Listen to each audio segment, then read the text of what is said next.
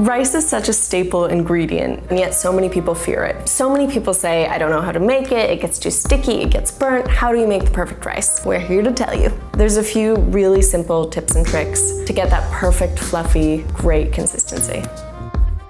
The two most important things to keep in mind when making rice are timing and ratios. If you cook it too short, it can be hard, and if you cook it for too long, it can just be gummy and mushy. No one wants that.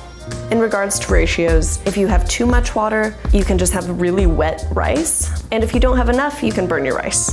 For long grain white rice, you want 1 cup of rice to 2 cups of water. For short grain white rice, you want 1 cup of rice to 1 1/4 cups water. For brown rice, you want 1 cup of rice to 1 3/4 cups water. For whatever type of rice you're making, you're gonna follow a similar process. One tip to help you make the best rice ever is to rinse your rice before cooking it. Rinsing rice helps remove any extra starch. If you're short on time, you can skip this step, but it's a foolproof way to help you get really fluffy, beautiful rice. Some people rinse the rice until the water runs clear. A good method to go by is just rinsing it 3 times. First, I'm going to add the rice and the water and a pinch of salt, totally optional, but it'll give it some extra flavor, and bring it to a boil over high heat. Once the water begins to boil, give it a stir, put the lid on, and turn the heat down to simmer, which is the lowest heat there is.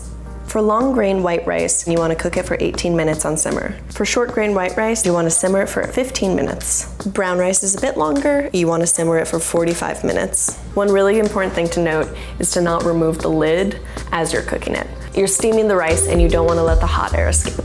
Just let it be, trust the timing, and it'll come out perfectly.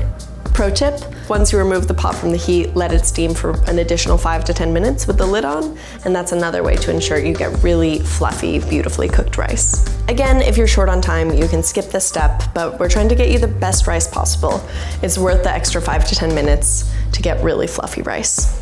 Long grain white rice is perhaps the most common rice, at least in America. You can use it for side dishes, pilaf, salads, or just on its own with a protein. Short grain white rice is typically used for sushi, puddings, paella, risotto, and sticky rice. Brown rice is considered to be a healthier option than white rice. It has more fiber, iron, and vitamin B. So white rice is actually brown rice with the bran and germs stripped away, so you're losing some of those nutrients when you're choosing white rice. And while it does take longer to make, it's a bit earthier, nuttier. If you do it correctly, you can actually get a really nice result.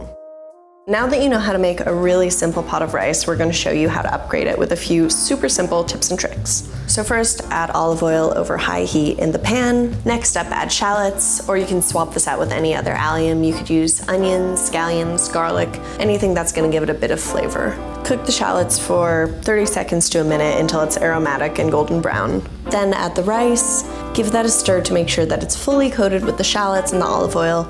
You only need to do this for about 30 seconds. So right now you're just toasting the rice. That's a really easy way to add some extra nutty flavor. Then add a splash of white wine. This is totally optional. The alcohol burns off and it's just a really nice way, again, to add flavor. You can also swap water for stock. Vegetable stock, chicken, beef, whatever you want to use. And again, a pinch of salt will go a long way. So from here, the process is the same. You'll get a really flavorful result without spending too much extra time. The thing is, you can mix and match with what you want to add to upgrade your rice.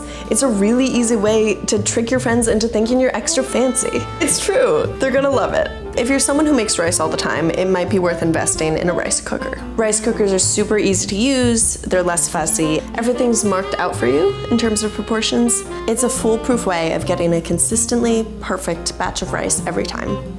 The first steps to becoming a better cook are mastering the basics. Rice is such a staple dish, and if you can master it, it'll just make you a better cook. It really doesn't have to be scary, and it doesn't have to be boring either. If you just pay attention to timing and ratios and add a few flavor boosters, you can have the best rice ever.